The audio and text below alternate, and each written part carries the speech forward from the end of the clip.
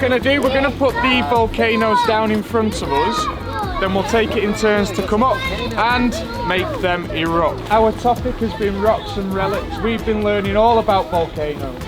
Who can tell me a fact about volcanoes, an interesting one?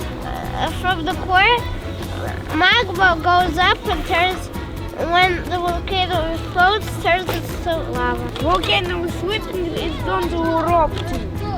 Exploding volcano is one of the most powerful things on Earth.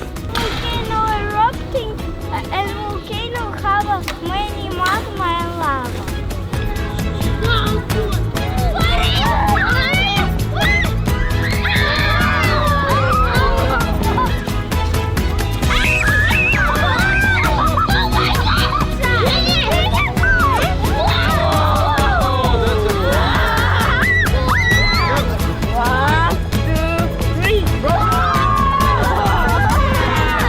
Fantastic, right. What did you think?